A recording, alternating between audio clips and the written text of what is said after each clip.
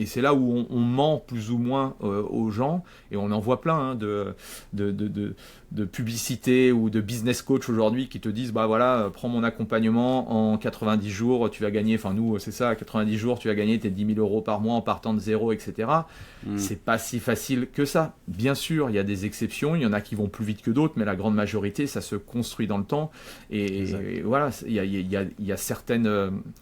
il y a des milestones, quoi. Il y a des étapes à passer, quoi.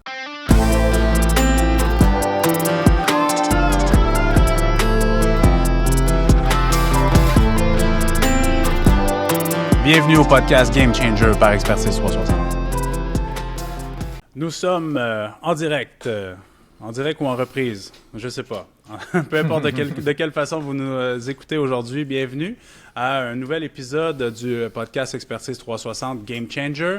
Aujourd'hui, on est avec Andy Poiron, qui est directement de la France. Donc, on va parler de business de fitness, on va parler de tunnel de vente, d'acquisition de clients et tout ça. Avant qu'on débute vraiment dans le concret du podcast, de l'épisode d'aujourd'hui, je vous invite à vous abonner à nos chaînes. Donc, si vous nous visionnez sur YouTube, évidemment, abonnez-vous à la chaîne et activez les notifications pour être sûr de rien manquer. Même chose sur Spotify, si vous nous écoutez en audio, bienvenue. Assurez-vous de bien vous abonner à la chaîne. Et même chose du côté d'Andy Poiron, il aura la chance de faire la promotion de ses propres réseaux et tout ça, ou aller le suivre exactement. Et on va mettre les liens évidemment dans la description pour que vous puissiez aller cliquer et suivre son contenu et tout ça. Donc, avant de tomber dans le vif du sujet, Andy, j'aimerais peut-être que tu prennes quelques instants pour te présenter un peu ton background. Ça fait plusieurs années qu'on se connaît et qu'on se parle un peu on and off, disons, au fil des années. Mais on a pu reprendre contact dernièrement là, à Paris lors d'une présentation que tu as faite. Donc, peut-être prendre quelques minutes pour te présenter ton activité et tout ça. Yes. Bah merci à toi. Merci de me faire l'honneur de m'inviter sur ta chaîne et ton podcast. C'est clair qu'on n'est pas forcément à peu de kilomètres ensemble, donc je pense qu'on serait un peu plus à côté. Je pense qu'on ferait davantage de choses, mais bon, voilà, il en est ce qu'il en est.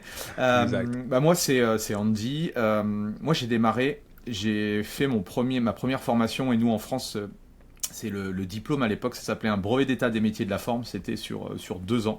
Donc j'ai commencé, voilà, je suis rentré dans le monde du fitness et du coaching par cette porte-là. Moi, je suis issu du sport, du foot. J'ai joué à un très bon niveau étant jeune, et en fait, il a fallu que je fasse un choix. Soit j'essayais de continuer dans le voie professionnelle, mais bon, j'étais pas un génie du foot, j'étais bon, mais j'étais pas suffisamment génie pour devenir, je pense, professionnel. Donc j'ai choisi la voie de la raison, on va dire, et je suis rentré dans les études. Non pas que je connaissais le monde du fitness et du coaching. Moi, je voulais passer mes diplômes d'entraîneur, du coup, et l'école privée, justement, préparait à ce premier degré. Je voulais faire le BE foot et tout ça, et en fait, il y a eu cette formation-là qui est arrivée. Je me suis dit, je vais commencer, ça me plaît bien, la muscu, la prépa physique. Puis, tu vois, 26 ans après, je suis toujours resté dans ce cursus-là, dans le domaine.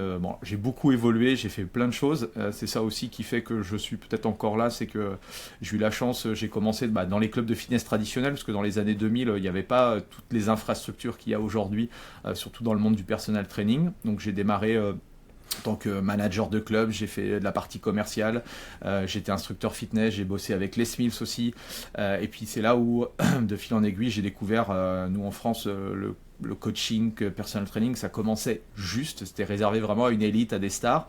Donc j'ai commencé à développer un petit peu tout ça de mon côté en tant qu'indépendant. Puis de fil en aiguille, il s'est passé que j'ai commencé à bien gagner ma vie avec le coaching dans des clubs de fitness. C'est pour ça que moi, quand les coachs me demandent, ou les professionnels, comment tu démarrerais ton activité, moi je redémarrerais dans un club, parce que pour moi c'est facile dans un club. En 2012, j'ai eu l'occasion du coup de développer ma propre structure, donc que j'ai toujours après plus de 15 ans maintenant.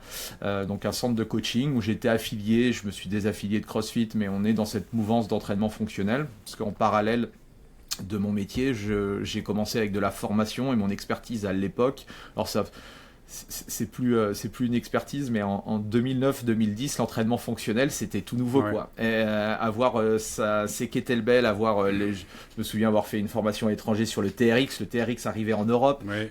Voilà, là maintenant, on rigole, tu vois, les jeunes coachs rigolent, mais tout cet environnement-là, à l'époque, c'était tout nouveau. Et j'ai eu l'occasion de faire pas mal de formations à l'étranger. Puis j'ai amené un petit peu le savoir, notamment en France et beaucoup en Suisse, où je donnais pas mal de formations sur le sujet. Donc voilà, mon métier de cœur, c'est toute cette vision du coaching. Alors aujourd'hui, moi, je ne vois plus trop mon métier de coach sportif comme simplement faire que du sport, mais j'ai une vision beaucoup plus holistique. Donc vraiment aller chercher d'autres piliers pour amener les gens vers une meilleure santé.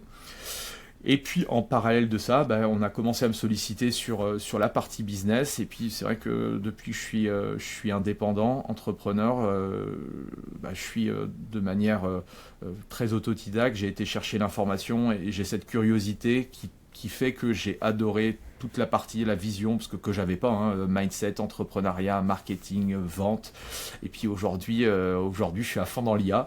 Donc là, je viens de prendre des programmes d'accompagnement et tout. Enfin voilà. Voilà un petit peu, je suis un peu touche à tout, mais j'aime beaucoup en fait comment le métier évolue en tout cas. Quand même très avant-gardiste, là. Je t'écoute parler, CrossFit 2009-2010, ici aussi c'était dans les tout premiers, donc ça a débuté je crois 2006-2007 sur la côte ouest américaine, donc tranquillement, ça a traversé 2009-2010 au Québec, c'est la même chose, et là tu dis que tu te lances à fond dans l'IA, donc je crois que je me trompe ou tu as toujours été à la recherche de la nouveauté dans le domaine, comment on peut faire avancer le milieu et tout? Ouais, alors... En fait, c'est les rencontres. Moi, j'ai la chance d'être dans des groupes mastermind et je pense que c'est ça. C'est le fait de ne pas rester seul. Tu vois, c'est un des problèmes de notre métier, c'est que tu peux vite t'enfermer dans ton prisme, quoi. Et la pire chose pour moi, c'est de ne pas être confronté aussi à d'autres idées qui ne convergent pas avec les miennes, quoi. Tu vois, ça m'enferme, en fait. C'est un peu le problème, tu vois, des réseaux sociaux. Si tu regardes qu'un truc, les réseaux sociaux, ils vont te donner que ça. Et puis, en fait, tu vas te dire, mon monde, c'est que ça, quoi. Et j'aime bien être confronté et tout à plein de choses différentes, même si je suis pas d'accord, et c'est tant mieux. Je suis pas d'accord avec tout. Mais en tout cas, ça me fait prendre de la hauteur. Et par rapport à cette notion d'aller chercher le petit truc d'après, c'est surtout de me dire, moi j'ai besoin de m'enthousiasmer de mon travail, j'adore le travail, mais je m'ennuie vite, quoi. Du coup, j'ai besoin d'avoir des sources d'épanouissement, et ces sources d'épanouissement, je les trouve par rapport à des choses, tu vois. Le personnel training, on sait bien entraîner les gens, mais à un moment donné, tu peux vite faire le tour. Quand tu commences à rentrer, à découvrir ne serait-ce que la nutrition, tu rentres de nouveau dans un monde parallèle. Après, tu découvres d'autres piliers. Là, avec ma femme, parce qu'on travaille sur cette partie holistique, je travaille du coup avec ma femme, on découvre un peu c'est aussi un peu ce qu'on entend des États-Unis avec le biohacking, la longévité. Il y a des nouvelles choses. Donc tout ça fait que cette curiosité intellectuelle fait que je suis pas avant-gardiste parce que j'ai rien inventé, mais j'en ai besoin intellectuellement, quoi. Donc c'est pour ça que j'avance comme ça, parce que sinon, j'aurais vraiment du mal à faire toujours la même chose, quoi. Je sais pas toi, mais c'est compliqué, quoi. Oui, c'est ça, exactement. Et on est toujours à la recherche de nouveaux défis. Et oui, je suis d'accord avec toi que ça peut devenir relativement, disons, routinier. Il y en a qui se plaisent dans cette routine-là, de voir la même cliente, Ginette, à 5 h, à 17 h le lundi soir et tout ça, et pendant des années. Et c'est tout à fait correct. Mais il y a pour différentes personnalités, on aime voir ce qui s'en vient. Et aller voir ce qui se fait ailleurs. Et c'est là où ça devient intéressant. Puis je fais une micro-parenthèse sur l'importance d'aller dans des séminaires à l'extérieur de son propre pays ou même de son propre continent, comme j'ai eu la chance d'aller faire à Paris en mars dernier et plusieurs autres reprises aux États-Unis ou ailleurs au Canada. J'imagine que toi aussi. Malheureusement, on voit une baisse des niveaux de participation dans des séminaires en personne comme ça. Parce que justement, les coachs se disent, j'ai accès à tout, surtout avec l'IA. L'IA me donne toutes les connaissances du monde, mais En fait, ce que je dis maintenant, c'est que la connaissance que tu vas acquérir dans les séminaires, c'est souvent secondaire. Dans le sens où, c'est bon ce que tu vas apprendre, mais c'est surtout les gens que tu vas rencontrer et le réseau que tu vas te créer. Et à chaque fois, comme tu as mentionné tout à l'heure, il y a peut-être une discussion de couloir que tu vas faire avec un participant ou un présentateur qui va éveiller, qui va changer complètement ta vision de ton métier au final. Donc, c'est très important de toujours rester actif dans son milieu et de participer à ce genre de séminaire en personne-là et de ne pas simplement voir la dépense. C'est un investissement au final parce que tu ne sais jamais vers où ça peut t'amener. De toute façon, oui, si tu es entrepreneur et que tout pour toi est égal à un coût, c'est pas...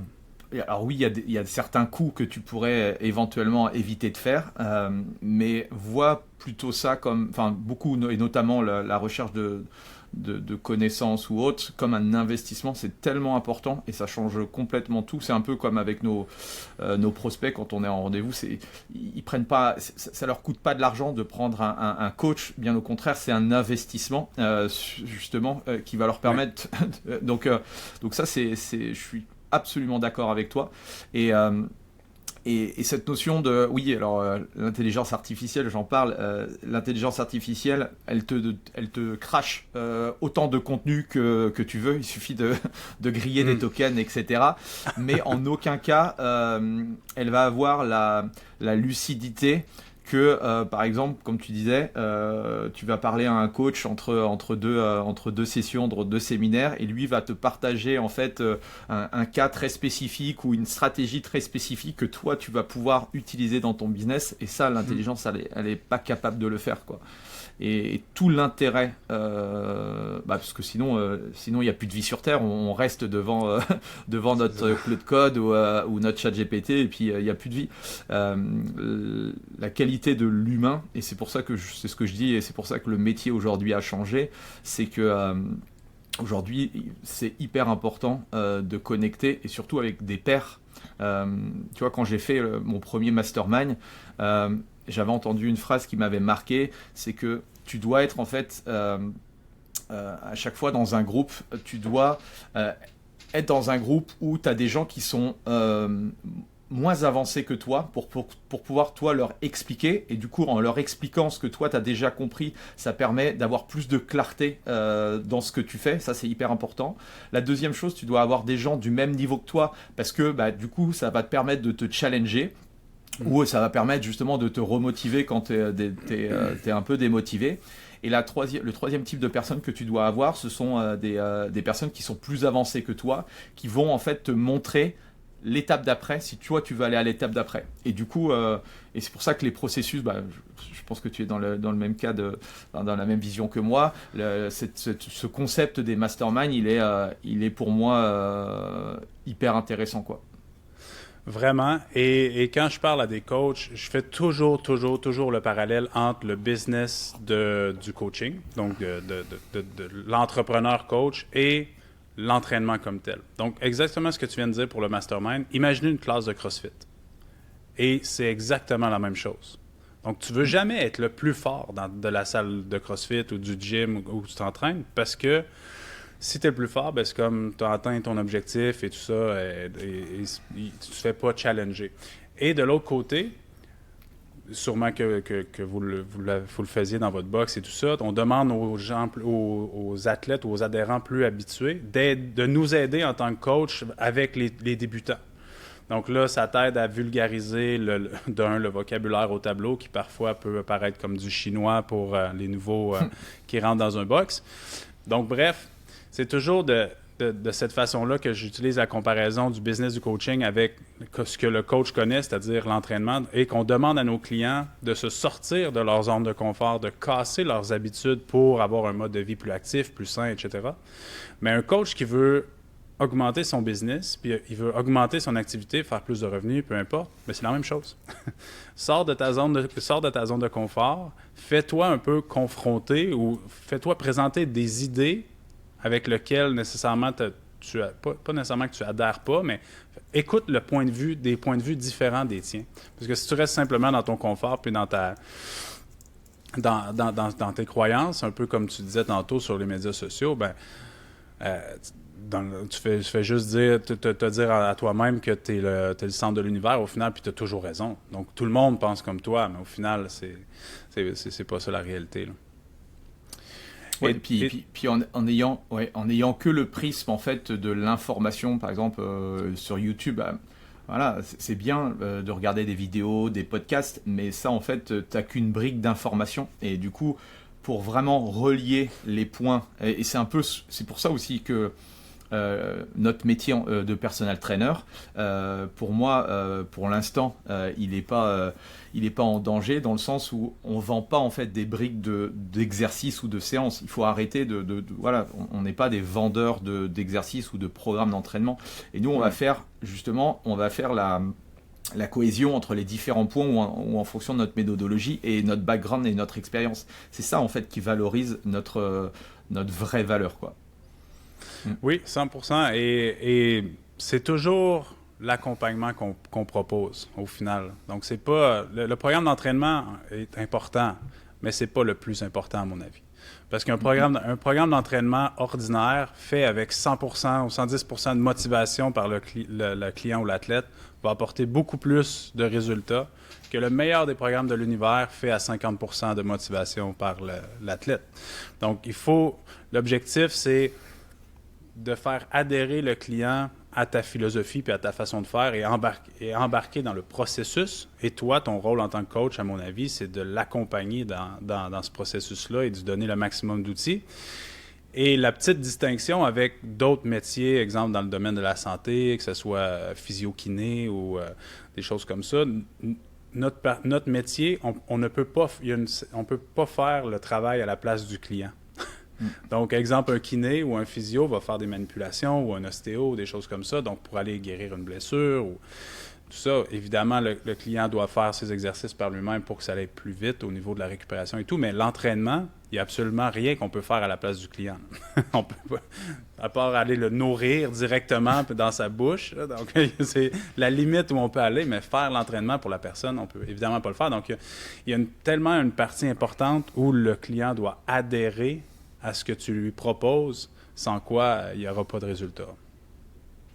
Exactement. Et dis-moi, donc ça fait évidemment plusieurs années comme moi que tu es dans le métier. Quel est ton constat en 2026, qu'on enregistre cet épisode-là, au niveau du coaching? On voit beaucoup de dualité entre seulement du online, seulement du en personne, un hybride des deux, les certifications au niveau des coachs, les réseaux sociaux.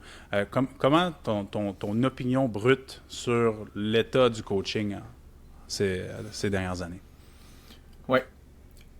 En fait, on aura toujours du business pour ceux, effectivement, qui arrivent, ça en revient un petit peu à ce qu'on disait tout à l'heure, pour ceux qui arrivent à se renouveler et à toujours proposer en fait quelque chose de meilleur. Parce que il y a toujours des gens qui ont besoin de perdre du poids, qui ont besoin d'améliorer tel type de performance, etc. D'accord ?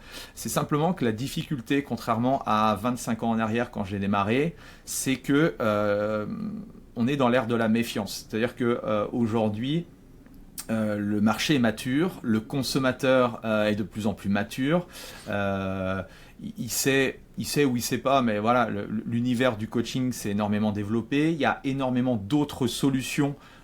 Si on prend la minceur, il y a énormément de solutions. On peut prendre un coach, mais on peut on peut aller sur la table d'opération, on peut aller dans un cabinet d'esthétisme. Enfin, bref, il y a énormément. Le marché aujourd'hui s'est tellement étoffé qu'il faut être meilleur. Avant, quand on était un peu moyen, voire même nul, on pouvait quand même vendre. Là, aujourd'hui, la médiocrité, ça ne marche plus, quoi. Donc, à partir de là, certes, la base du métier, c'est il faut être bon dans son métier, mais il n'y a pas que ça, quoi. Tu vois ? Et c'est ce que je dis, c'est que comme on est dans l'ère de la méfiance, le plus important pour nous en tant que professionnels, c'est cet niveau de confiance. Et du coup, la question qu'on doit se poser, c'est comment montrer patte blanche, comment montrer à une personne qui ne nous connaît pas qu'on est une vraie personne, qu'on est quelqu'un de crédible, qu'on est quelqu'un, on fait pas n'importe quoi, on n'est pas là juste pour prendre de l'argent aux gens, on a une éthique, on apporte des résultats. Donc voilà, comment on va manufacturer la confiance, et plus vous aurez effectivement des preuves de confiance, plus vous verrez que vous arriverez à vendre facilement. Donc pour moi, c'est simplement une professionnalisation de notre métier qui fait que de l'extérieur, on a l'impression que ça a l'air de se tendre. Bien sûr, la concurrence, il y a de plus en plus de concurrence, même au sein, tu vois, je le vois en France et tout, il y a de plus en plus de coachs, parce qu'aujourd'hui, tu vois, nos diplômes, à l'époque que je te parlais, nous, il fallait 2 ans. Aujourd'hui, il y a des processus en 3 à 6 mois, tu peux exercer son métier de coach. Donc, tu vois, il y a un afflux de nouveaux professionnels, de nouveaux entrants sur le marché.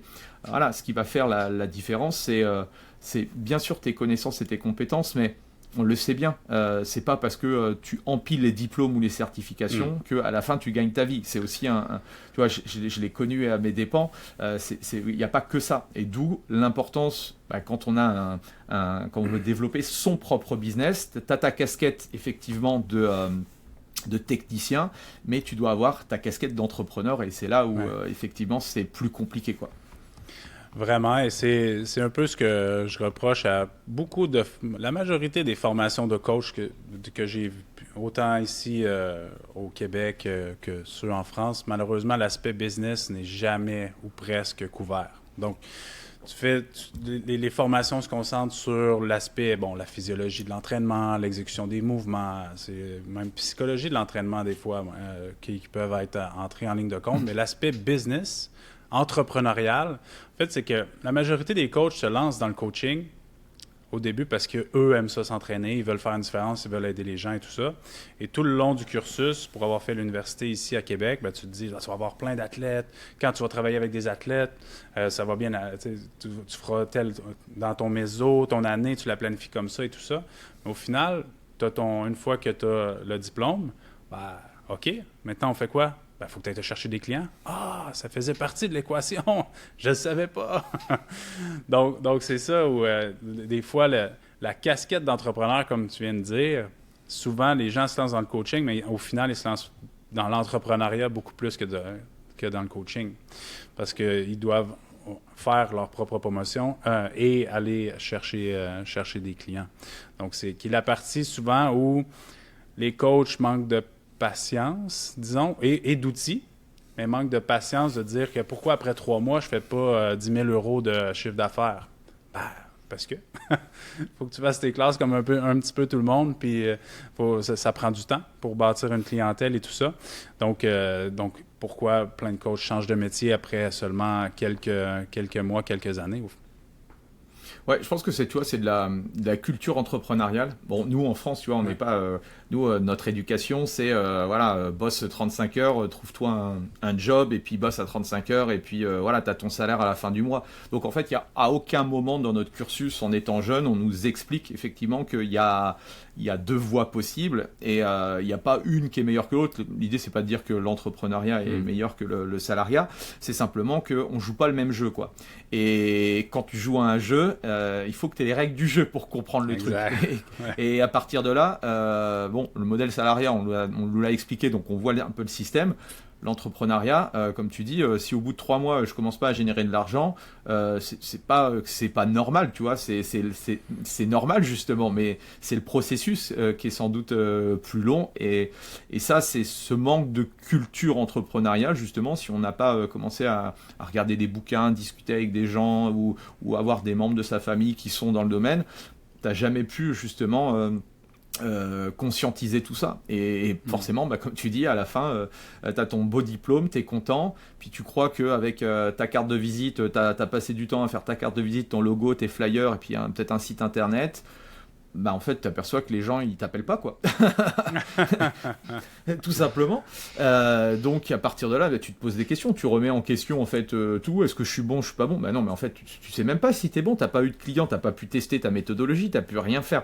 Donc, et c'est là où, c'est très compliqué. Et c'est là où on ment plus ou moins aux gens. Et on en voit plein de publicité ou de business coach aujourd'hui qui te disent bah voilà, prends mon accompagnement en 90 jours, tu vas gagner, enfin nous c'est ça, 90 jours tu vas gagner tes 10 000 euros par mois en partant de zéro, etc. C'est pas si facile que ça. Bien sûr, il y a des exceptions, il y en a qui vont plus vite que d'autres, mais la grande majorité, ça se construit dans le temps. Et voilà, il y a certaines... il y a des milestones, quoi. Il y a des étapes à passer, quoi. Vraiment, vraiment. Il y a une constance à établir et c'est un changement souvent d'habitude pour les coachs. Donc, que ça soit d'utiliser différents outils, les médias sociaux ou autres. Et un des sujets que je voulais qu'on discute dans l'épisode d'aujourd'hui, qui est un peu le contenu principal, c'est au niveau du tunnel de vente. Donc, tu as adressé ce point-là dans la conférence que j'ai assistée la dernière fois lors du séminaire de Paris. Et j'aimerais ça qu'on démystifie un petit peu ça aux gens qui nous écoutent. Donc, première chose, qu'est-ce qu'un tunnel de vente? Parce qu'on entend ça de plus en plus au niveau marketing. Bon, tunnel. C'est quoi? C'est quoi un top, middle, bottom of funnel? Donc, le tunnel au top, au milieu et en bas. Donc, comment on distingue chacune des étapes, comment on va chercher chacun des clients et tout ça. Donc, je te laisse aller un petit peu là-dedans au niveau du tunnel de vente. Comment toi, tu l'expliques et comment on distingue chacune des strates, si on veut, ou des sections? Ouais, moi, il y a un concept qui m'avait énormément marqué. C'était, je sais plus, c'était un Américain qui avait Leadpages, c'était le propriétaire de Leadpages, qui avait expliqué le concept des 5 ones, donc des cinq gros piliers pour aller chercher, tu vois, tes 100 000. Alors lui, il parlait d'1 million de dollars, mais on va rester des 100 000 euros de chiffre d'affaires, on va dire, par année. C'est en un, il faut se concentrer sur une cible, une offre, un tunnel de conversion, un tunnel d'acquisition, et tu fais ça pendant 1 an, tu vois. Et ça m'avait... Enfin, en reprenant mes notes et en retravaillant là-dessus, ça m'avait énormément marqué, dans le sens où l'erreur que l'on fait, en tout cas la majorité, c'est on essaie de vouloir cibler le plus de monde possible, parce que forcément, dans notre état d'esprit, et c'est contre-intuitif, mais... plus je vais m'adresser à plein de personnes, plus j'ai de possibilités de toucher de gens, donc plus j'ai de possibilités de gagner d'argent, alors qu'il faut faire le contraire. Donc si j'ai une cible, même chose, plus j'ai d'offres, plus j'ai de panels possibles, mais plus tu as d'offres, le problème c'est que plus tu embrouilles en fait ton prospect, et du coup tu t'embrouilles toi-même et tu embrouilles ton prospect, donc à la fin il n'y a pas la vente. Là. Et après, peut-être pour répondre justement à cette notion de funnel, c'est effectivement un tunnel d'acquisition et un tunnel de conversion. Ça veut dire quoi? C'est que, comme disait Alex, un funnel, voyez ça comme un entonnoir. Donc en haut de l'entonnoir, c'est beaucoup plus large. Donc ce qu'il faut en fait dans tout business, c'est à un moment donné, même si tu es le plus compétent du monde, si tu restes dans ton bureau et que tu communiques pas, personne ne va te connaître. Tu as beau être le champion du monde, tu es capable d'amener justement un marathonien cette fois-ci à aller en dessous des 1h55. Tout, tu sais comment il faut faire et tout, mais en fait personne te connaît. En fait tu n'auras jamais de marathoniens qui vont pouvoir tester ta méthodologie. Donc ça, c'est l'acquisition. Comment je vais faire pour être visible auprès de mon audience, d'accord? Donc ça, alors il y a plein de façons de faire. Une nouvelle fois, c'est même chose, la difficulté qu'on a aujourd'hui, et je pense que des jeunes coachs qui démarrent, c'est qu'il y a tellement de possibilités que je ne sais pas laquelle choisir. Tu vois, et à un moment donné, il faut faire un choix. Il n'y a pas un meilleur choix qu'un autre, c'est à un moment donné, il faut faire un choix. Typiquement, je parlais tout à l'heure d'un club de fitness. Si je décide d'aller dans un club de fitness, tu vois, mon funnel, mon début de l'entonnoir, ce serait, je vais me rendre visible auprès des gens, des adhérents d'un club de fitness. C'est le début de mon entonnoir, tu vois. Et après, un système de conversion, c'est comment tu vas faire pour faire passer des gens qui sont dans ta cible, qui ont commencé à apprendre à te connaître, qui t'ont peut-être vu dans le club, mais peut-être que tu as un compte Instagram, donc qui ont commencé à regarder certains Reels, etc. Comment tu vas les amener, d'accord, à prendre rendez-vous avec toi et à les amener en tant que client. C'est-à-dire de les faire passer de prospect froid à prospect tiède jusqu'à prospect chaud et client, quoi. Et la plus grosse difficulté, c'est de raccourcir le temps où Alex m'a rencontré la première fois et Alex va devenir client chez moi, quoi. Si Alex me rencontre maintenant et il lui faut 1 an et demi pour devenir client chez moi, vous imaginez que forcément, si j'attends 1 an et demi avant que chaque prospect rentre dans ma machine, il va falloir que j'ai les reins solides pour justement tenir jusqu'à ce laps de temps-là. Donc après, c'est comment je peux faire réduire ce niveau spatio-temporel pour que peut-être que Alex me voit maintenant et que dans 6 mois, il devienne client, quoi, tu vois. Et c'est un peu ça, enfin je sais pas si c'est compréhensible, mais c'est un peu ça le système que je préconise pour chaque profil de personne. Et ça, dans mon programme d'accompagnement, de 0 à 20 000 euros de chiffre d'affaires par mois, tu as besoin de te concentrer que sur ça, quoi. Mais la difficulté, une nouvelle fois, c'est de choisir, quoi, tu vois. Oui, de choisir. Et comme tu dis, il y a tellement d'options, donc tellement de plateformes, de médias sociaux, il y a tellement de possibilités. Et de mon côté, je ne sais pas si tu tiens un peu le même discours, mais de ce que je viens d'entendre, je crois que oui. C'est de la constance va faire foi de tout et va t'amener le plus de clients. Donc, au final, si tu essaies d'être un petit peu sur chacune des plateformes, il y a 24 heures dans une journée, là. Donc, possiblement que tu as des clients dans une journée, tu entraînes quelques clients, donc il faut que tu dormes, il faut que tu manges et tout ça. Donc, la fenêtre de possibilité pour être constamment, à tous les jours, plusieurs fois par jour sur chacune des plateformes, c'est pratiquement impossible. Donc, ce que je mentionne tout le temps à nos clients et tout ça, c'est d'en choisir une où ton audience, tu crois que ton audience cible se trouve et de la saigner au maximum. Dans le sens de l'utiliser, d'être présent toujours.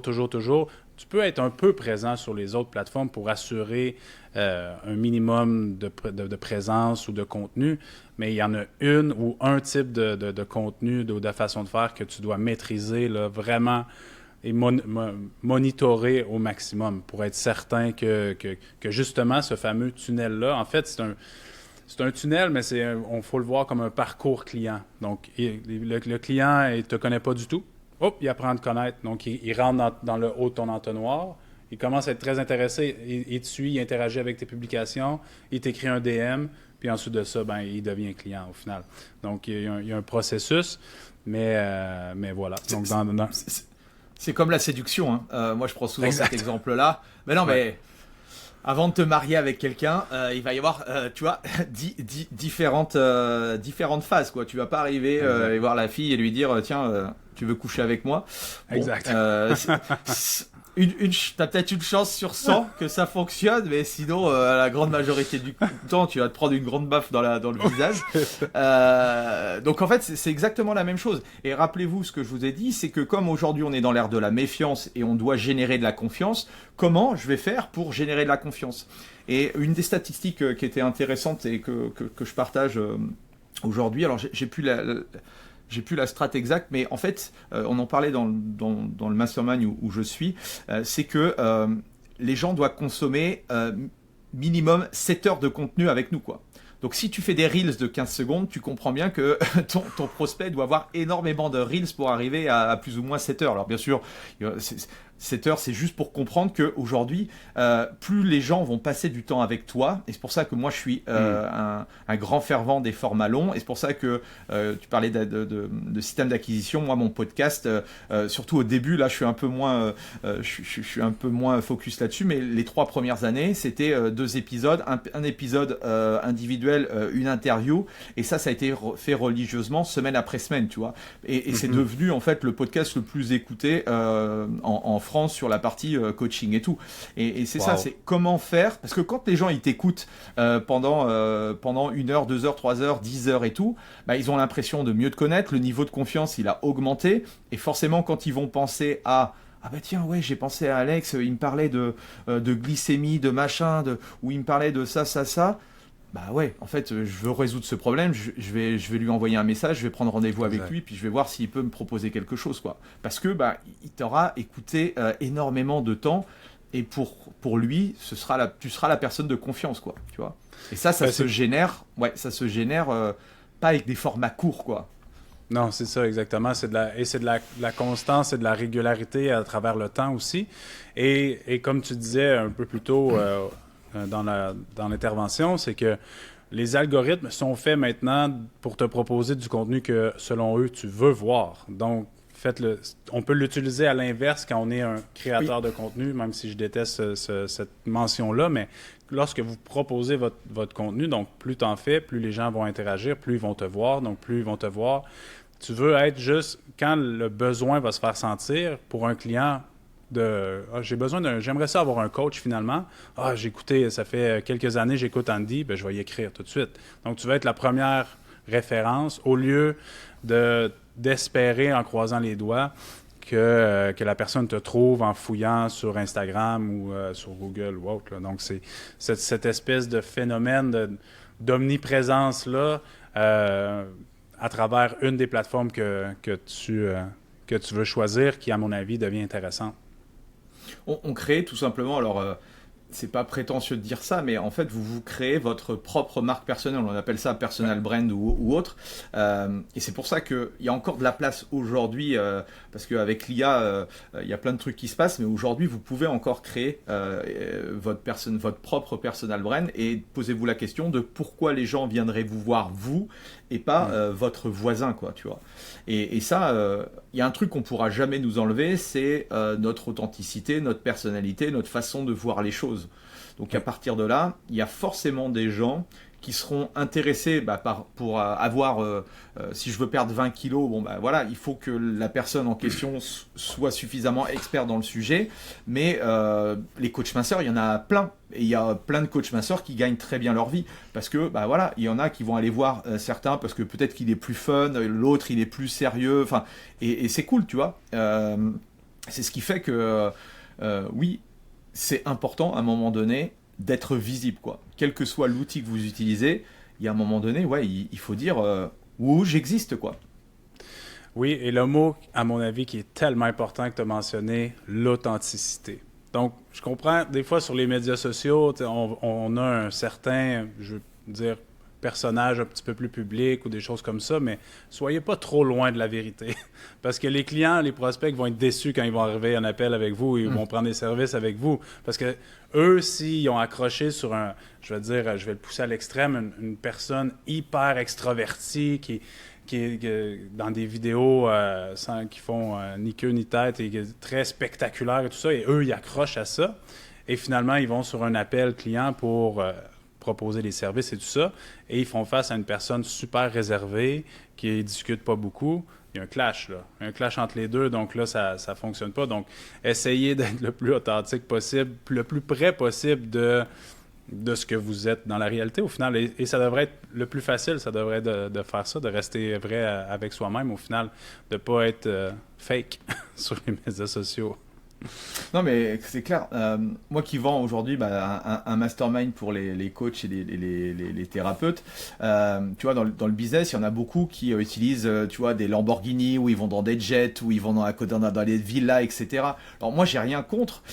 Et en fait, si tu fais ça, tu cibles un certain type de profil de personne, tu vois, une cible précise. Moi, si je faisais ça, du coup, ce serait pas du tout à mon image, ou du coup, ce serait, ça sentirait pas le bon, quoi, tu vois. Je préfère parler de mes enfants, je préfère parler de choses très simples. Bon, je me prends pas la tête. Et en fait, c'est ça, c'est trouver votre unicité, et ce qui va faire que, et comme tu le dis, plus t'es authentique, moins ça te demande d'effort, quoi, tu vois. Parce que si tu dois jouer un rôle, c'est hyper compliqué, quoi, tu vois. Ouais, c'est exact. Moi, je me souviens qu'à l'époque, alors ça fait au tout début, j'avais acheté des fonds verts, j'avais acheté des prompteurs, des machins, et en fait, c'était pas moi, quoi, tu vois, c'était pas. Alors que maintenant, je me prends beaucoup moins la tête. Oui, peut-être que je parle pas. Il y a des fois, il y a des il y a des machins, il y a des fois, je bafouille, mais bon, dans la vraie vie, ça m'arrive aussi de bafouiller, et on prend comme on aime, quoi. Et souvent, le retour que j'ai aussi des coachs, c'est je me suis retrouvé dans ta façon d'être, tu vois. Et c'est ça, en fait, que les gens viennent, enfin, en tout cas, les gens viennent chercher. Il y en a plein qui doivent pas m'aimer, puis il y a d'autres personnes qui doivent aimer ma personnalité. Et c'est ça qui fait la richesse du truc, quoi. Ouais, je crois que oui. C'est OK.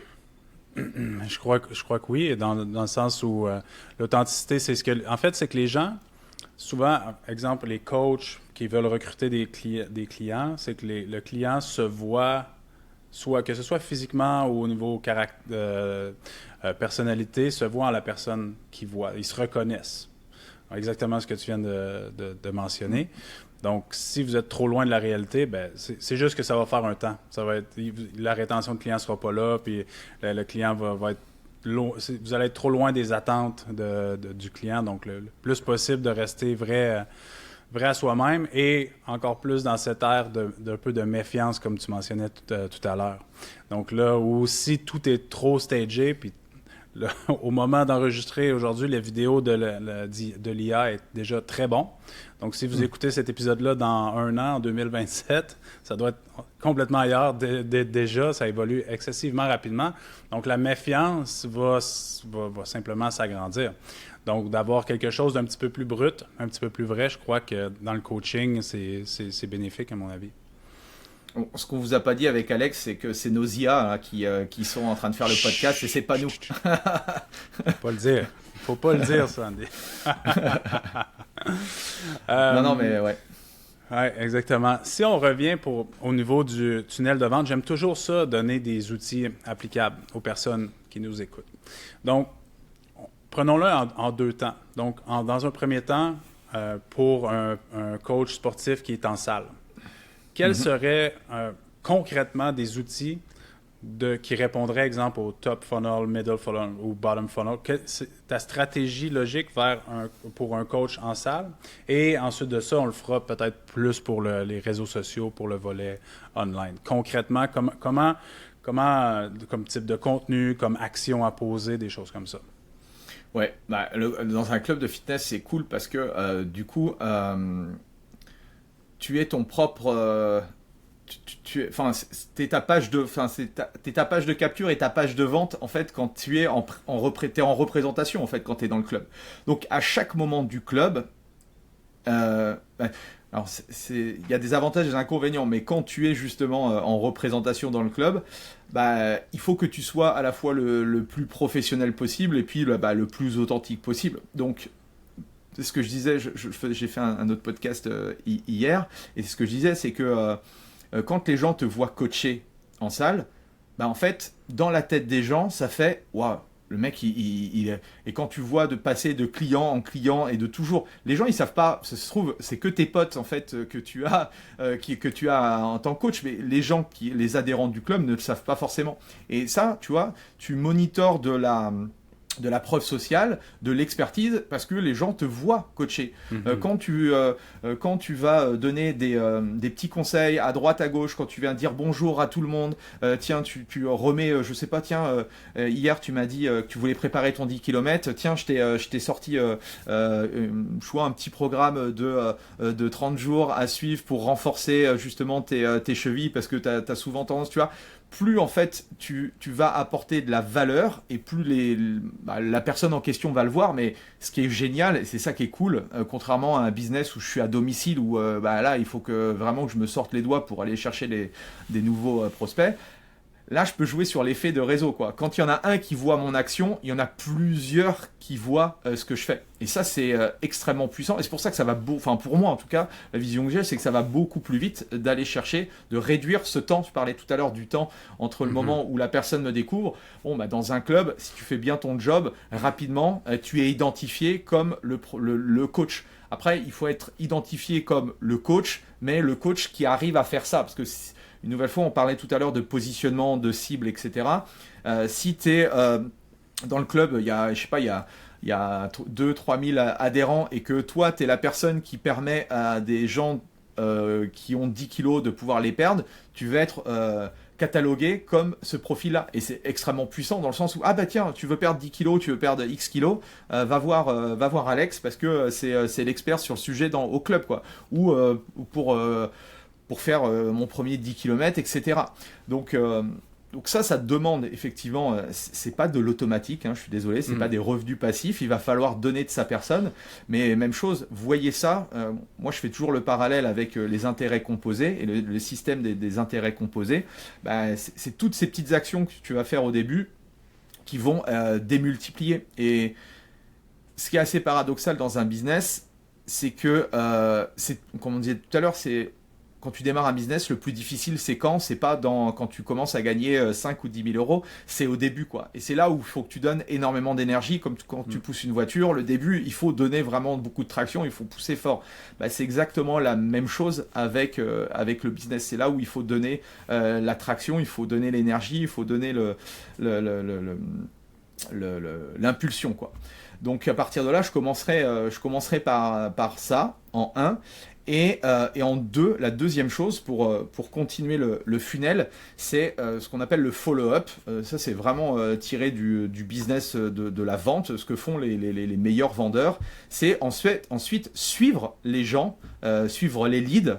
Si par exemple, vous avez rencontré Ginette qui est dans votre profil, qui vous savez pertinemment que par rapport à votre programme d'accompagnement, vous pouvez l'aider, eh bien, Ginette, vous allez la suivre. Vous allez une semaine après, 15 jours après, un mois après, pas en lui disant tiens, est-ce que tu veux prendre mon accompagnement maintenant? Non, c'est simplement prendre des nouvelles, où est-ce qu'elle en est, qu'est-ce qu'elle a fait, lui donner certaines ressources que vous avez pu faire et qui peuvent justement l'aider à avancer à l'étape d'après. Et plus en fait Ginette, elle va se dire mais ce mec-là, je lui ai rien acheté et puis il est toujours là, il est toujours sympa, il me donne des choses, etc. Comme tu as dit tout à l'heure, quand elle aura conscientisé le fait que, eh ben, la première personne à qui elle va penser, c'est forcément à toi, parce que tu lui auras déjà, en fait, ça se trouve, donné des premiers résultats gratuitement, quoi.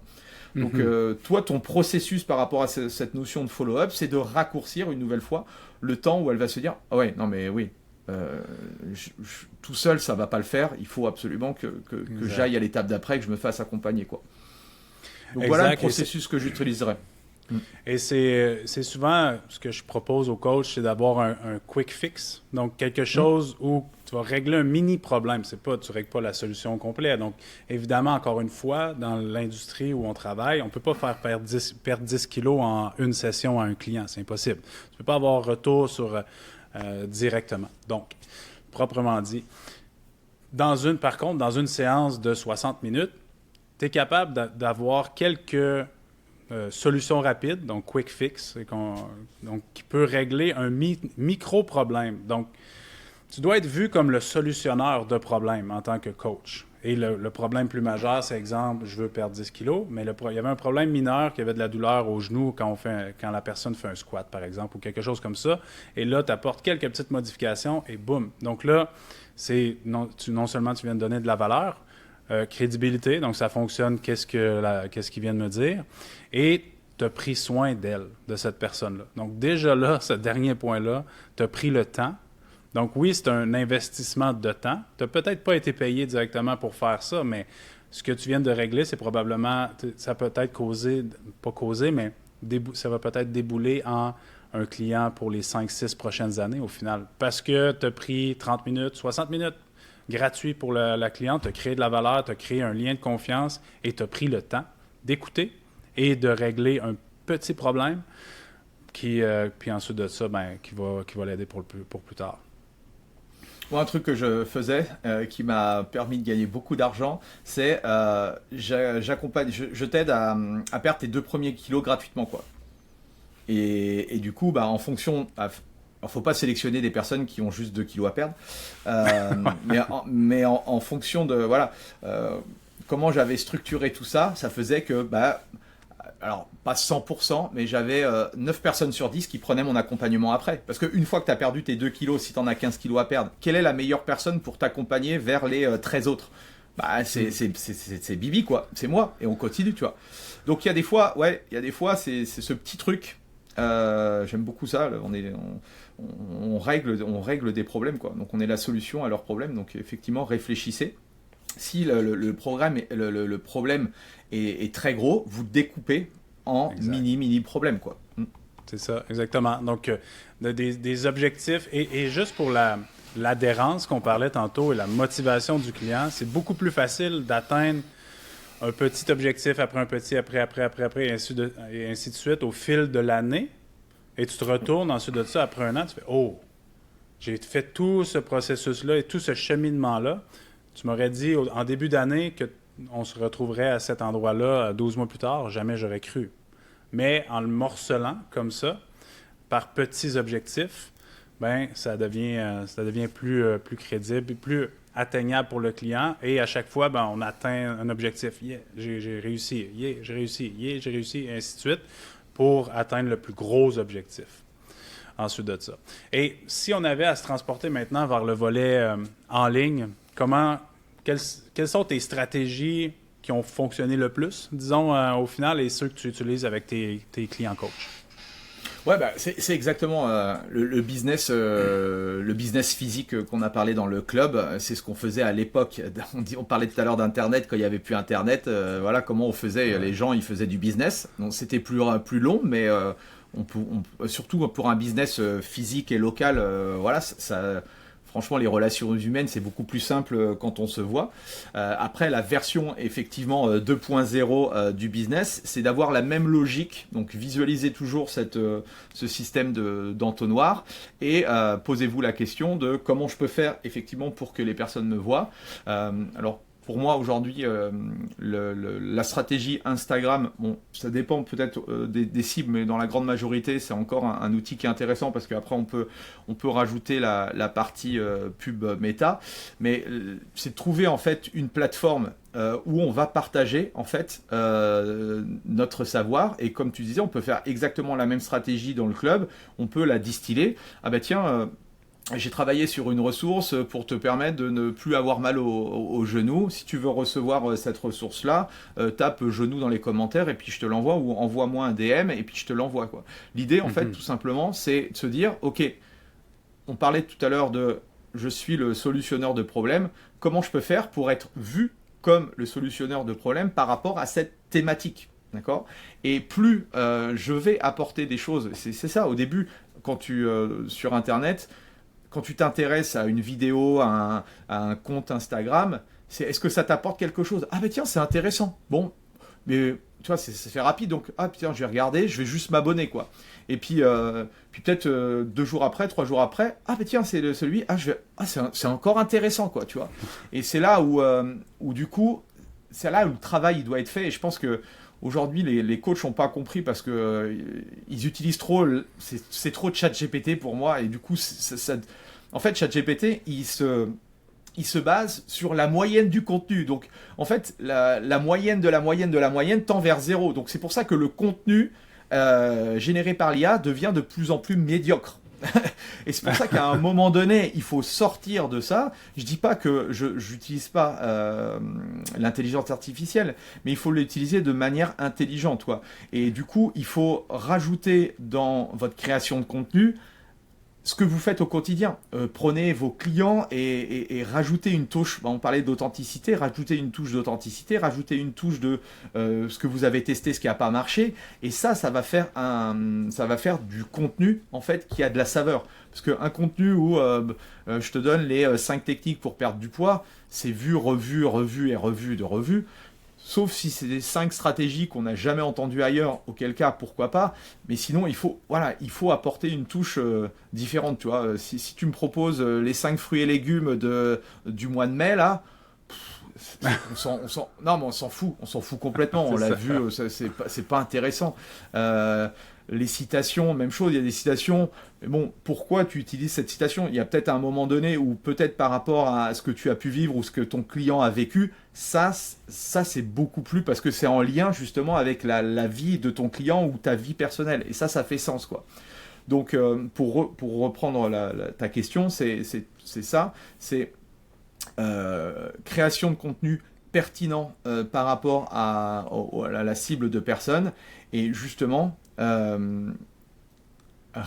trouver des systèmes et des façons de connecter avec les gens en one-one. Parce que vous ne pourrez pas vendre un accompagnement à X milliers de francs, d'euros, de dollars canadiens ou de ce que vous voulez. Si à un moment donné, si je te parle pas Alex en DM ou à un moment donné, si je n'étais pas en rendez-vous. Donc pour faire du business, il faut connecter en one-one avec les gens, quoi. C'est absolument nécessaire. Donc c'est de se poser la question de ok, comment je peux faire par rapport à ma stratégie de contenu pour connecter avec les gens. Et c'est là où on rentre un peu dans le setting, c'est-à-dire à un moment donné, quand les gens se sont abonnés, quand les gens ont pris le temps de répondre, etc., il va falloir que vous preniez du temps pour leur répondre. Évitez de l'intelligence du setting IA au début, faites-le à la main, testez les approches, qu'est-ce que veulent les gens, et plus vous allez avoir une compréhension fine de ce que veulent les gens, de leurs peurs, de leurs problèmes, de leurs doutes, plus ce sera facile ensuite de créer du contenu qui va leur parler, quoi. Tu vois?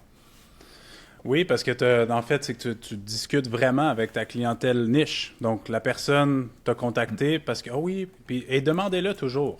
Donc, qu'est-ce qui t'a poussé à prendre rendez-vous aujourd'hui? Ah, tu as fait une publication sur, je sais pas moi, 3 techniques pour la course à pied, recommencer la course à pied, peu importe votre domaine. Mais ça, il faut le garder en note parce que ça veut dire que cette stratégie-là, elle fonctionne. Il n'y a rien de pire que de ne pas savoir pourquoi tu as du succès. Parce que tu peux pas. C'est le fun d'avoir du succès, tant mieux, mais il faut que tu saches pourquoi. Parce que si tu ne sais pas pourquoi, tu ne peux pas, ensuite de ça, le répliquer, le peaufiner, tout ça. Ça marche, ça marche. Ça fonctionne, c'est incroyable. Mais pourquoi? Aucune idée. OK, donc quand ça ne fonctionnera plus pour vrai, parce que là, tu n'as plus d'outils pour savoir comment te retourner de côté pour aller chercher des nouveaux clients et tout ça. Et c'est drôle parce que de le faire vraiment avec son propre téléphone, en vrai, ce que tu dis, c'est tellement vrai.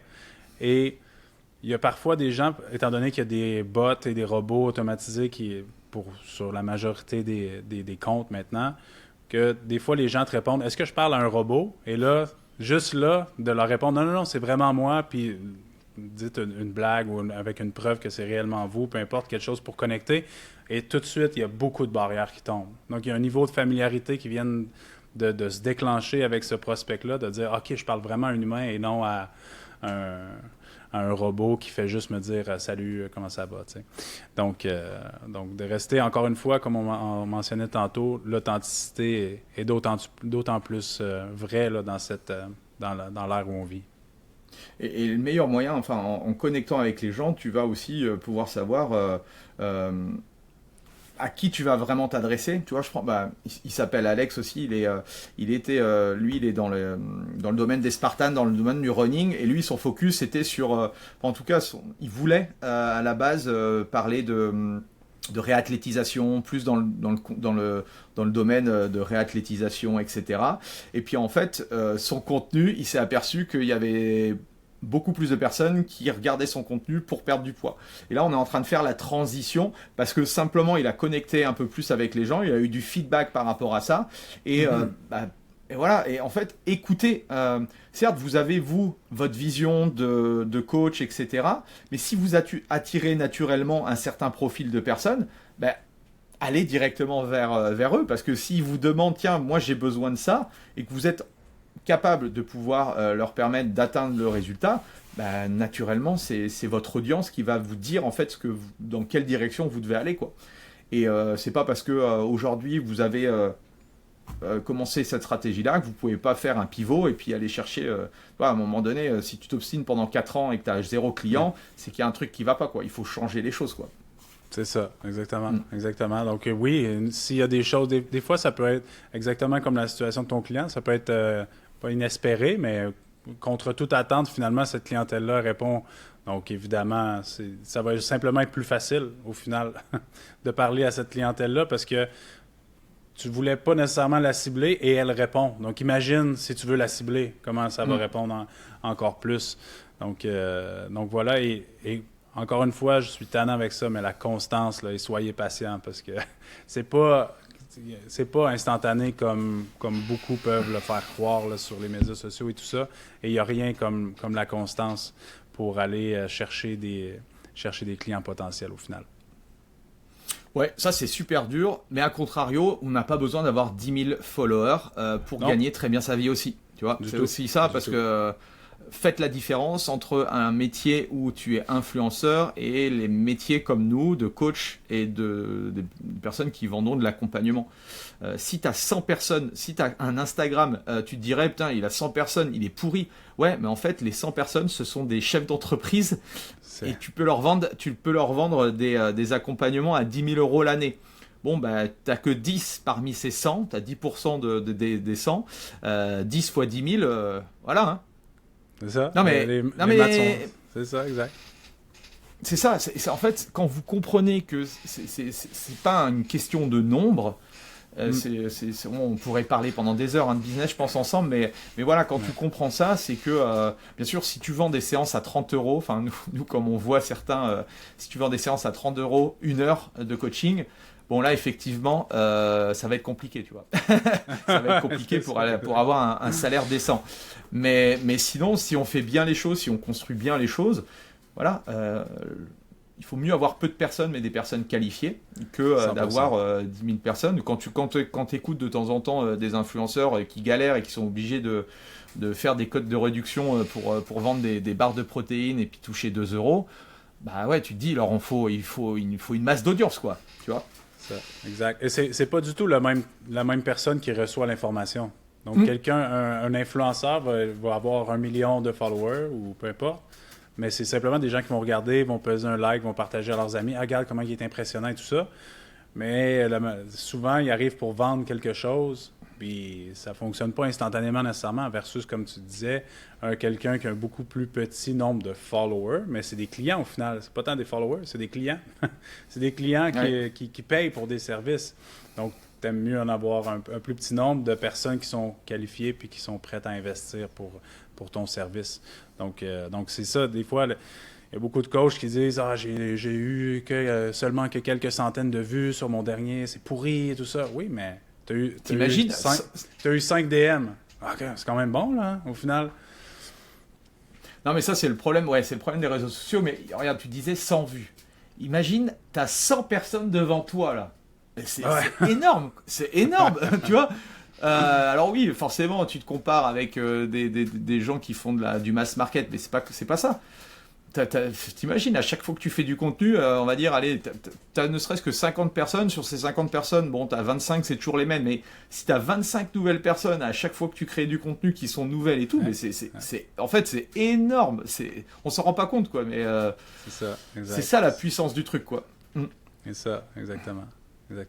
Merci beaucoup, Andy, d'avoir pris le temps sur un super épisode. Déjà, plus d'1 heure qu'on discute et tout ça, c'est super intéressant. J'espère que tu vas vouloir remettre ça à un autre moment pour un autre sujet au niveau business, du coaching et tout ça. Peut-être diriger, puis évidemment, on va mettre les liens dans la description, où les gens peuvent te suivre sur les médias sociaux, le podcast et tout ça. Peut-être nous parler un petit peu plus de ça. Ouais, on pourra partager. Vous tapez Andy Poiron, vous allez trouver sur Google ou sur ChatGPT. J'ai fait le test. Vous pouvez aussi me retrouver. Ouais. Non, mais voilà, vous allez forcément trouver mes épisodes de podcast sur toutes les plateformes, sur YouTube. Voilà, il y a pas. Vous allez forcément tomber sur moi. Génial. Donc, je vous invite à aller suivre Andy sur ces différentes plateformes. Encore une fois, un petit rappel, ça nous aide toujours. Abonnez-vous à la chaîne, partagez au max, ça nous aide beaucoup pour nous inciter à produire d'autres contenus comme ça. J'espère que vous avez apprécié l'épisode d'aujourd'hui. Donc, on se dit à une prochaine fois pour un autre épisode, podcast Game Changer d'Expertise 360. Merci Andy, à une prochaine fois. Merci tout le monde, merci Alex.